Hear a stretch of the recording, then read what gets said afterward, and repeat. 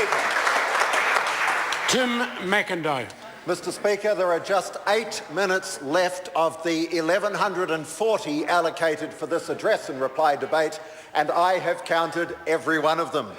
Sir, the motion that was so ably moved and seconded by Chris Bishop and Barbara Kuriger just 9 days ago, it seems so much longer, notes that a respectful address be presented to His Excellency the Governor-General in reply to His Excellency's speech, which was delivered earlier that day in the Legislative Council chamber.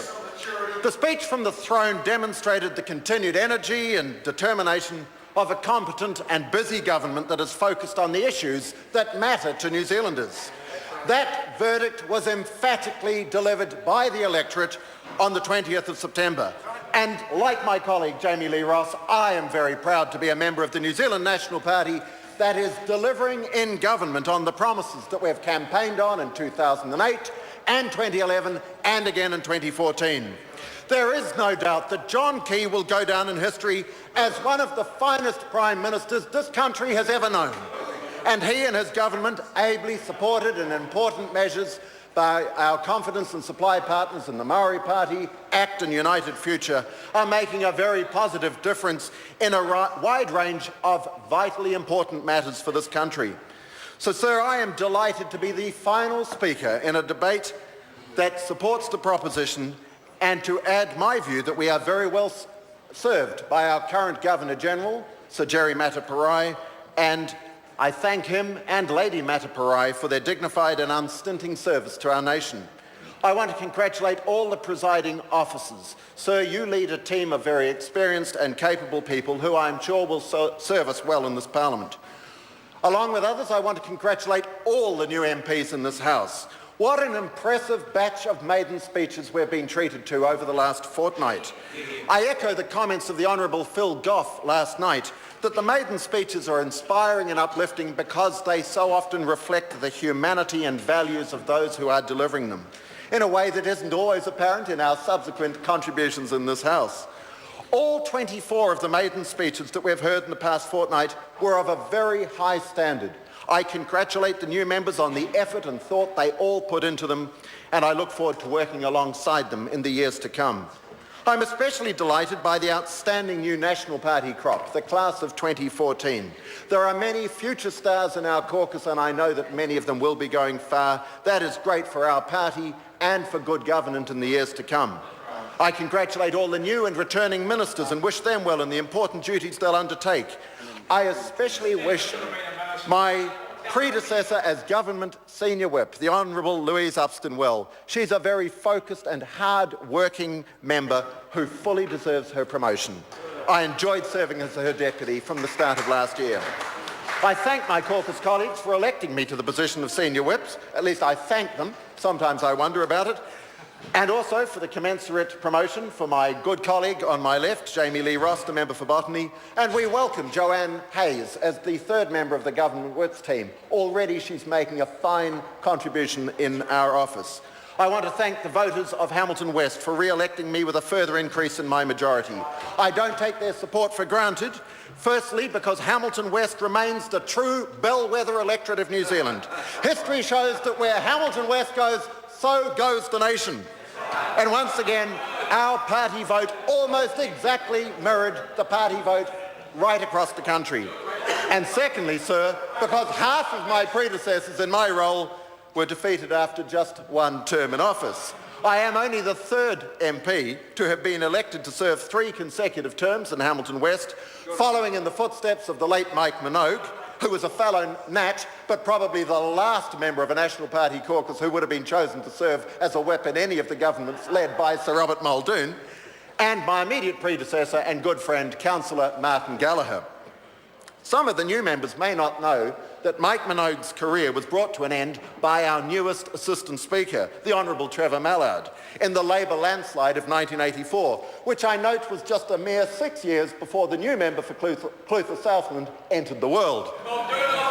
Martin Gallagher holds the record for having served 4 terms, along with although it was with a 3-year holiday between his first and second terms. So my next electoral goal is to trump his achievement.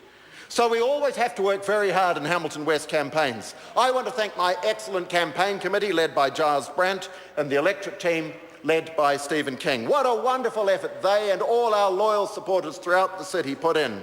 It is humbling to be a candidate in those circumstances, and I'm deeply grateful for their combined efforts. The credit for our win is deservedly shared by so many. Sir, I acknowledge candidates from all parties who stood but were unsuccessful, because their contribution to our democracy was incredibly important. And I know full well just what huge sacrifices were involved, not only for them, but for their immediate families. In fact, as my class of 2008 colleagues never tire of reminding me, I know better than anyone, I think, in this House how to lose an election campaign. If I win again in 2017, I will finally have achieved a 50% pass mark in all the elections I've contested. Last weekend, sir, the Hamilton West School in my electorate, which is one of the oldest in New Zealand, celebrated its sesquicentenary. And I had the privilege of helping to unveil a plaque in a garden featuring a sculpture by the renowned sculptor David Lloyd, and to plant a kauri tree in the grounds close to one that was planted as part of the school's centennial celebrations in 1964. It was a glorious day. Well, of course, every day is glorious in Hamilton, and the atmosphere matched the weather. I want to congratulate the principal, Mark Penman, Board of Trustees Chair Rachel Chapman, their staff and trustees, all the organising committee and school families for the memorable and highly successful reunion, and I thank them for the superb contribution that that fine school has made to our city and the sound teaching and guidance imparted to all who have passed through the gates during the past 150 years. So I'm very proud of our constitutional arrangements. Our Westminster system of democracy has delivered stability, freedom, a respect for the rule of law, an appropriate balance between the functions of the judiciary, the executive and the legislature, and many other features we often take for granted, but which are cruelly denied to so many people in other parts of the world. I'm therefore a strong supporter of our constitutional monarchy and hope that we will continue to uphold it and respect it for many years to come. The alternatives are much less attractive and far less unifying. However, sir, I do believe that the time has come for New Zealand to adopt a more distinctive and recognisable flag. Much as the Union Jack is a wonderful design reflecting the heritage of many in this House, myself included, I think it is anomalous for our country to continue to have a flag which has another country's flag incorporated within it. I understand and respect the concerns of some of our returned servicemen and women in this matter. My own father, uncle and grandfather all served in the major conflicts of the 20th century. Indeed, the uncle I never knew was killed in action in 1945 and was buried in Italy. But the emblem on their tombstones is not the flag, it is the silver fern. And I believe it would be appropriate for that to be incorporated into our flag, where it would gain widespread respect and support, I feel sure. So I proudly swore the oath on Monday of last week to commence my third term in this House. As others have noted in this debate, it's a great privilege to serve as a Member of Parliament, and I and all my colleagues will do our level best to serve not only the good folk of our electorates, but all who sent us here in the important work that we'll undertake during the course of the 51st New Zealand Parliament.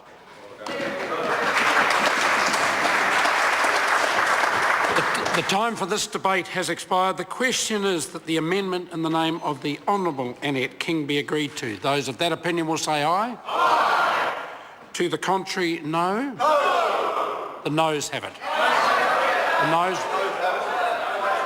A party vote has been called. I ask the clerk to conduct a party vote. New Zealand National. 60 votes opposed. New Zealand Labour. 32 votes in favour. Order. Green Party. 14 votes in favour. New Zealand First. 11 votes in favour. Maori Party. 2 votes opposed. ACT New Zealand. 1 opposed. United Future. 1 opposed.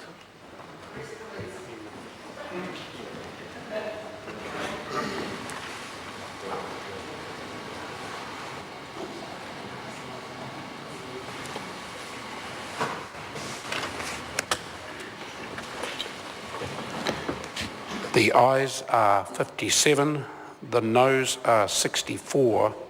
The amendment is not agreed to. The question now is that... Point of order, Mr Speaker, I've got that wrong. We're 2 votes for. We need to correct the vote.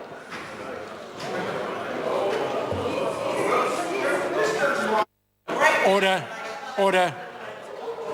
The vote has been taken and has been read. The member can now seek leave to change her vote, and if leave is granted by the House, the record will be adjusted accordingly. Kia ora, Mr Speaker. Apologies to the House. I seek leave to change my vote. And can you just clarify what your vote now is? 2 votes for. 2 votes. Order. This is important. Yes. Order. No. Order. Order. This is an important matter. There's an amendment being moved by the Honourable Annette King. I'm putting the motion to vote on that amendment. The member must now indicate to the House whether she's supporting the amendment that's been moved by the Honourable Annette King, which would require her to vote for it, or is she voting against it? I need to know. Kia ora.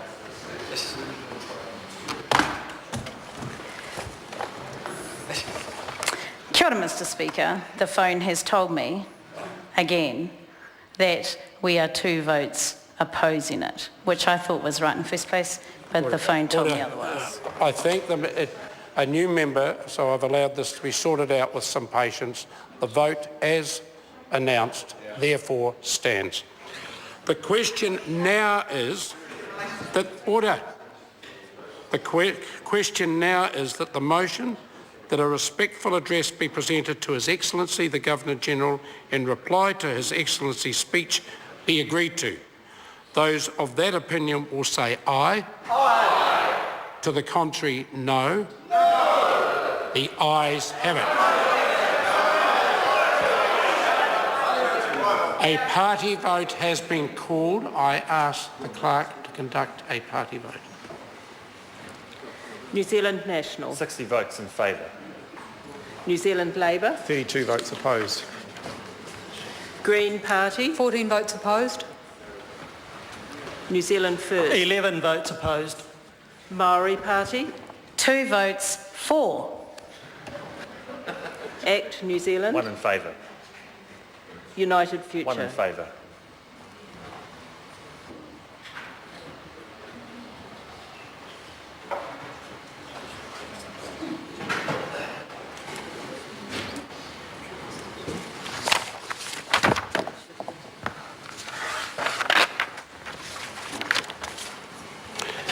The ayes are 64, the noes are 57. The motion is agreed to. Order. Order. Address from the House of Representatives to His Excellency Lieutenant General, the Right Honourable Sir Jerry Mateparae, Chancellor and Principal Knight Grand Companion of the New Zealand Order of Merit, Principal Companion of the Queen's Service Order, Governor-General and Commander-in-Chief in and over the realm of New Zealand. Your Excellency, we, the House of Representatives, thank you for the speech addressed to us when you opened the 51st Parliament. We assure you that the matters referred to in your speech will receive our careful consideration. Ko te tau manako nei mahi tahi tātou katoa. The question is that the address be adopted. Those of that opinion will say aye. Aye. To the contrary, no. The ayes have it. Speaker. Honourable Simon Bridges. I move that Mr Speaker, accompanied by the mover and seconder and other members of the House, do present the said address to His Excellency the Governor-General at a place and time to be appointed by His Excellency. The question is that the motion be agreed to. Those of that opinion will say aye. Aye. To the contrary, no. The ayes have it. I call on Government Order of the Day, number 1. Employment Relations Amendment Bill